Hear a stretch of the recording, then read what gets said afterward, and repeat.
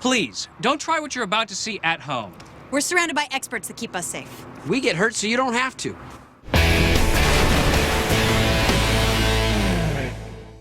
Is it true, with no waves in sight, you can power a surfboard with a rocket? Resident human crash test dummy, that's Tori under the afro, is ready and willing to find out. So it's off to the perfect location, Quarry Lakes Regional Parks, I'm a little nervous. What if the thing blows up? for the maiden launch of Belleci's Bodacious board, a board that has been extensively modified. Keel weight is installed. We have a steel protective box so that our surfer won't get hit with any of the rocket flame. We have altered the shape of the surfboard, giving a little junk in the trunk to give us added stability the way that outriggers would. On the bottom, we've got a strake going along the board that'll keep us in a nice straight line and not toss our surfer off. We also have a weighted keel for extra stability. Lock the rockets! So this is the rocket bank. We have over 200 rockets. The first bank of 30 will go off. Now that'll get the surfer going so it doesn't just shoot from underneath his feet. Now after that happens, there's a fuse that runs through the rest of the rocket. So every 2.5 seconds, another bank of 15 will go off to keep the speed steady and to extend the ride to 30 seconds at 20 miles an hour. So it's the non-human crash test dummy that will be stepping up first. The team has to know it's going to be safe for Tori. He looks excited about this one. Same setup as before. Rail system out on the water, electric match to remotely ignite it from a safe distance, and we'll see what happens. All right, we are wired. Let's launch this guy. If it's safe, then it's Tori time. Okay, here we go. This is Buster Rocket Surf. In 3, 2, 1. Good launch. Look at that! Look at that!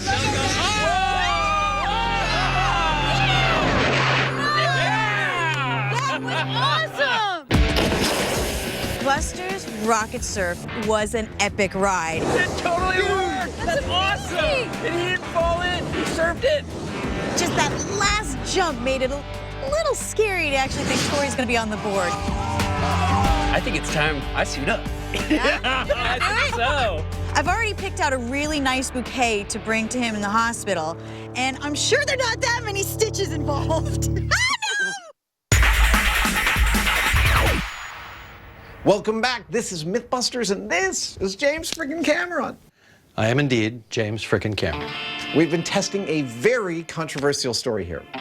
At the end of the movie Titanic, could Jack and Rose both have gotten onto the board and survived?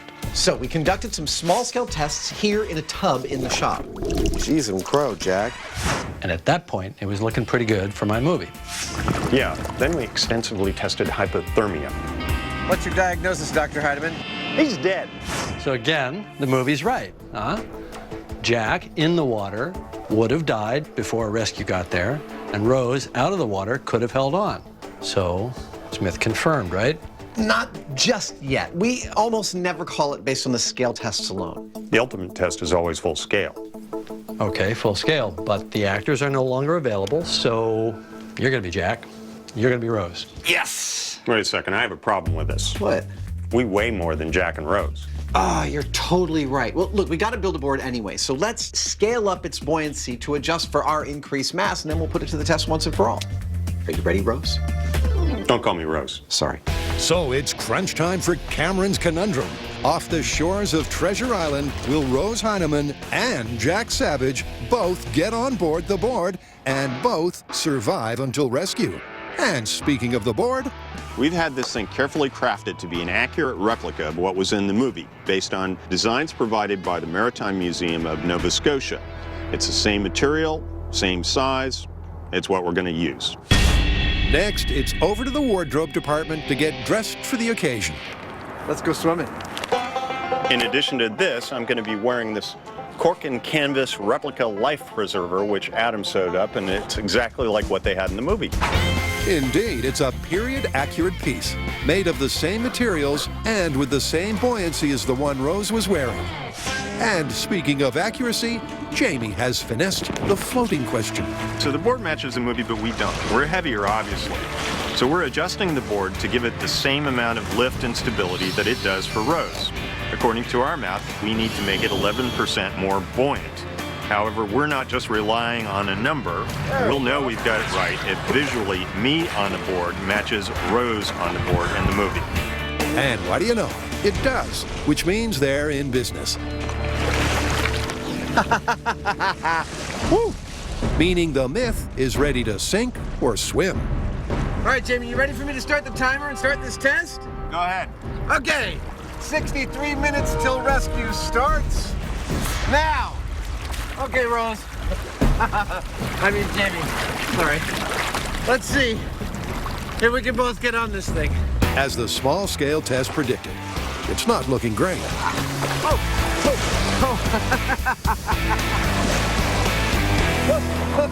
With Jack Savage struggling to stabilize himself and the board, the myth looks destined for a watery grave.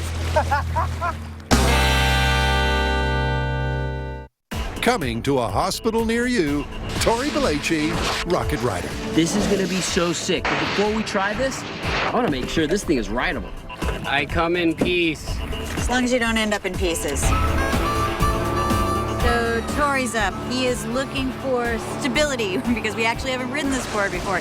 He has the equivalent weight of the rockets in the back so that he can actually see if this is going to topple over.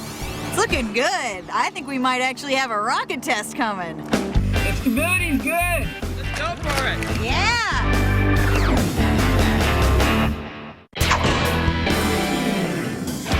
Busters survive. So up steps Tori Belleci, Rocket Surfer. What could possibly go wrong? This is gonna be so much fun. All right, this is it. This is the moment where I'm gonna step onto a surfboard that has over 200 rockets on the back of it. All right, buddy. Are you ready to make history? Yeah, I think so. Now, I'm a little concerned. There's a lot of safety issues involved. I mean, the whole bank could explode. The whole board could set on fire and burn me. Get on the board. We'll see you out there. We'll be crossing our fingers for you. All right, see you guys on the other side of the lake. But I have to say, I wouldn't trade this moment for anything. To be on a surfboard powered by a rocket, this is gonna be a best day ever.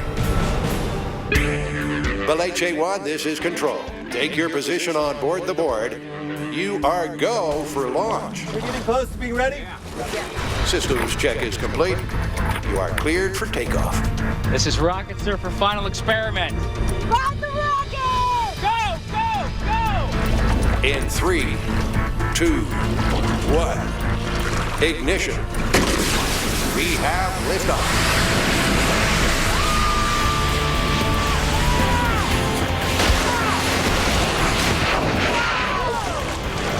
You okay? Man down. Man down. Nah, you can't keep Belleci down for long.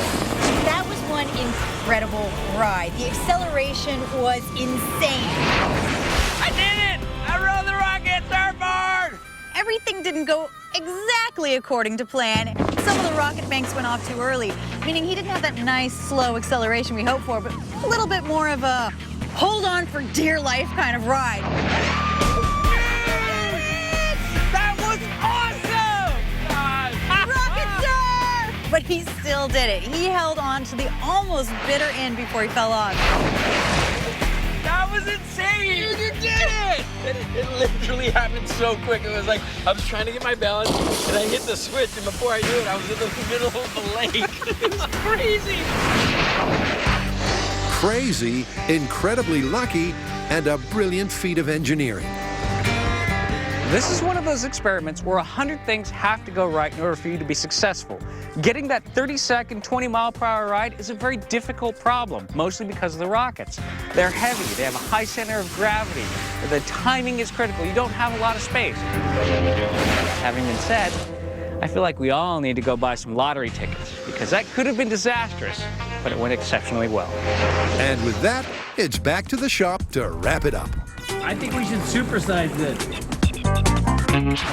That was awesome. It was so much fun. All right, so how are we going to call this one? Well, I did ride a rocket-powered surfboard, so can't we call it plausible? Yeah, but based on our parameters, I checked the high speed. You didn't quite make it to 20 miles an hour. And you didn't have a full 30-second ride. And there's the fact that we had to use multiple rockets instead of the one rocket like the myth talks about. Yeah, so based on technicalities, this one is busted. All right, it's busted. Man, that was one dangerous experiment. Needless to say, do not try this one at home.